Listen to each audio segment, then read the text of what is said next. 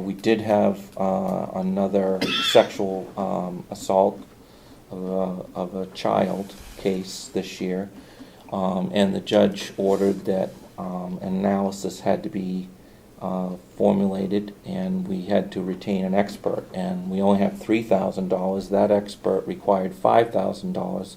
So in accordance with the budget rules of the commissioners that they adopted, we went to them and asked that the amount from the civil commitment be transferred to the criminal case thing, and we were able to get that expert and to have an opinion and to engage him in order to for the case to go forward. If we had not, the case would not have been able to be prosecuted, and the offender would probably be allowed to be free. Yeah, that sounds like the end result of not being prosecuted. So luckily we had that money. Right. So okay, so it's acting as a cushion Right. also toward that. Right. And so So we're looking at one person for sure is probably going to be out during this budget cycle, the same person who we initially appropriated the money for, Right. whoever that guy is. And see, by filing this petition, then that means that he doesn't, within a certain time frame, everything has to move in a timely fashion. But if they accept it and we go forward, then of course they don't go out. They are held at a different level of the New Hampshire State Prison. Okay, so, and that's in 9 months. In the psychiatric unit. It's called SPU. Special Prosecution Unit, or something Okay. like that. So I don't get too deep into it, but so this person was released. They were in the public. No. Okay. No. They reoffended while they were incarcerated? Is that They what had, happened? at the time... I guess that's the part I don't understand. Well, he was sentenced, and then they had 2 other collateral charges, which were also in the district court, now the circuit court. And those sentences initially were supposed to be after the state prison sentence, but that was overruled, so then they became running concurrently, and then there was a reoffense on not a sexual assault case, but under a violation of bringing in things into the prison, so that's a felony, and there was 2 charges of that. Okay, so he offended while he was incarcerated. Right. He was never released and Right. never on parole. So then he pled, and then that started a new process where he was incarcerated at the, which of course he didn't make his maximum years, because it's usually, so many years to so many years, but he had made the minimum, and what we're talking about is the minimum. And 9 months before the minimum, we get a notice and this and that, so that gives us time, but during that process you have to pursue the commitment and the petition, and that all requires these experts and things that have to occur. Okay, and that is something that we can proactively do, but you said it was the minimum sentences. This is when he could be granted parole, and so he may not be released even if we did nothing? The likelihood of that is you can't bank on that, because he could be. You just He don't. could be. You have to, if you're eligible and there's no reason that comes before the board or whatever, then that's at that time. But we can't bank on that, so we have to do what it is that the law instructs us to do. Okay. Which is pursue it.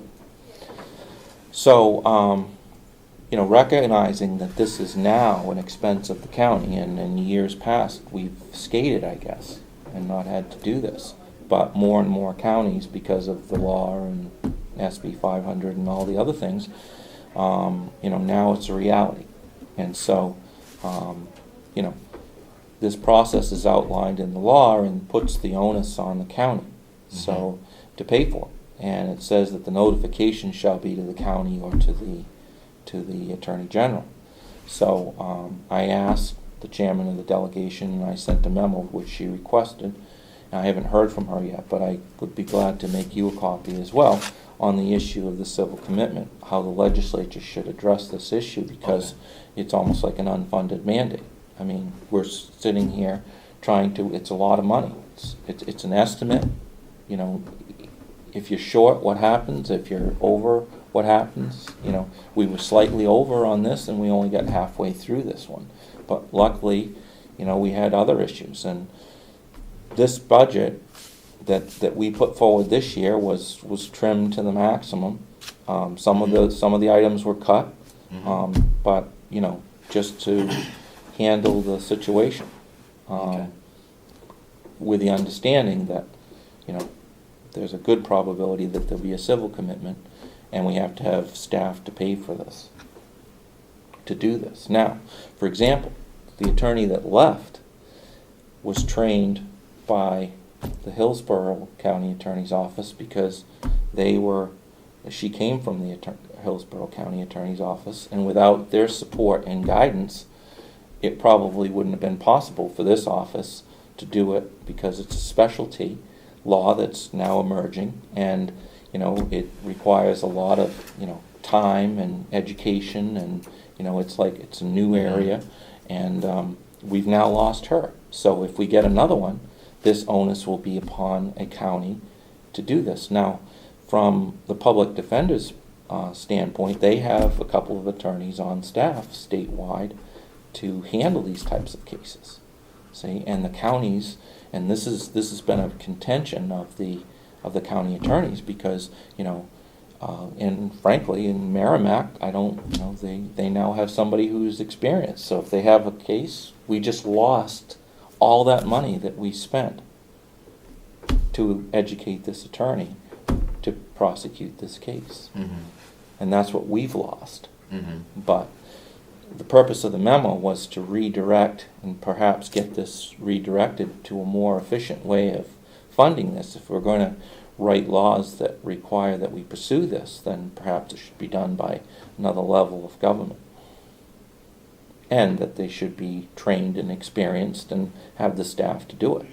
Right. Because, you know, that person was taken away from their duties, which then put the onus on the other two county attorneys, assistant county attorneys, and myself, in order to, you know, handle the workload. Okay. So it's not a true picture, and that was getting back to what I said. It all depends what's going on at the time. Right now, we don't have one going on, but if we do, that's going to change the whole picture on caseload and redistribution. And you know, if somebody's not available, the other one has to pick it up. Okay. Okay, so this is not so that really helped answer my question. That this amount is based on the fact that the person was reincarcerated, or so to speak. Their sentence was extended, but you know, they're going to be coming out again, and we'd probably be looking at, from that one alone, another $12,500 if we're lucky. But it might be starting from scratch, because we might have to. Are we literally starting all over again? Yeah, because the information that we paid all that money for is stale. Yeah. Because okay. it's stale. Okay. And now has to be reevaluated. And okay. see, and that's right. That's the inefficiency of the situation. Right. Okay. And that's why it's really important that the legislative body address this in either subcommittee or otherwise, because it's an extreme right. Okay. for county government. All right. So your ask for this appropriation is not based on the fact of, well, we had it last year, so yeah. let's ask for it again this year. You're asking for it because you have specific knowledge that there may be there's a real maybe that we're going to need this money, not, right. you know. Right. Not just because we had it before, let's put it in again. Right. And the okay. way it's pegged right now could be around July. Yeah. Okay. That makes sense. It's unfortunate, and like you said, that it. Now once, yeah, please email me all that information. Okay. It is interesting. But so now once we go through the process for the civil commitment, does that mean they now must, what is the end result of the civil commitment? If we win, do they now stay for the maximum sentence? No, then they would be incarcerated up to 5 years, but as a civil commitment. Okay.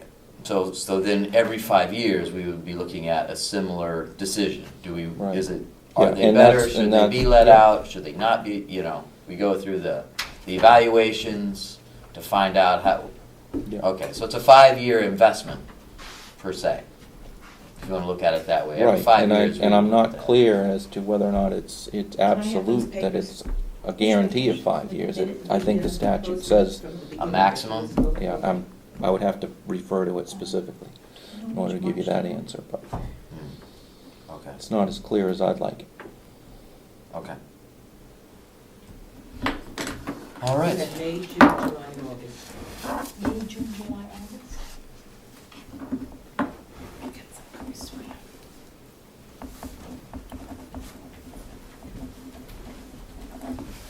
Okay, well, as I mentioned, everything else on the budget is,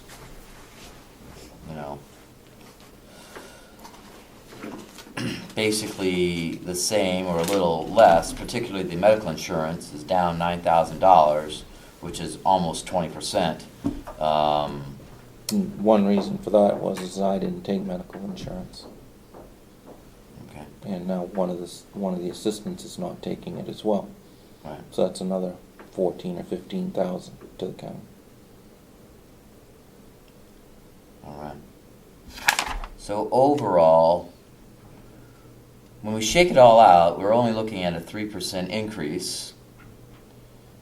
I use the word only because that seems to be at least something that we view as being at least in the realm of acceptability, particularly with some significant raises. So obviously the other parts of the budget are not changing. If we're increasing one thing by $20,000 and the whole thing only increases $15,000, then the other things obviously went down $5,000 aggregately. There's some pretty complicated math for us, so it looks pretty good.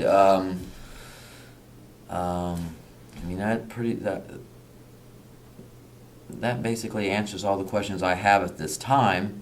Okay. Essentially, we'll have to do the same thing on the 13th. Okay. I believe that was it, of 13th at 11, I Yeah. think is what we talked about. All right. Please have together a spreadsheet so the delegation can easily grasp that, because I think there will be, I believe there will be pushback from the delegation Mhm. unless they can really see it mapped out. This is what we're looking at, and this is why it's important. And one thing that I guess, on your side of the coin, as far as the justification is, perhaps how much money now, particularly more, is being invested in these attorneys' education. Because it's my understanding that the cost of going to law school has gone up quite a bit in Yep.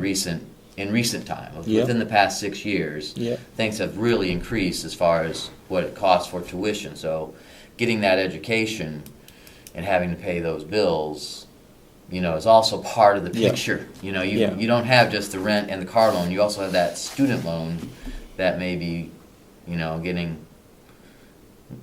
makes it difficult to pay. I mean, you have, certainly to get that training and the education necessary to do this job, Right. Well, and it's part of the picture. it's virtually almost impossible to survive with those types of debts.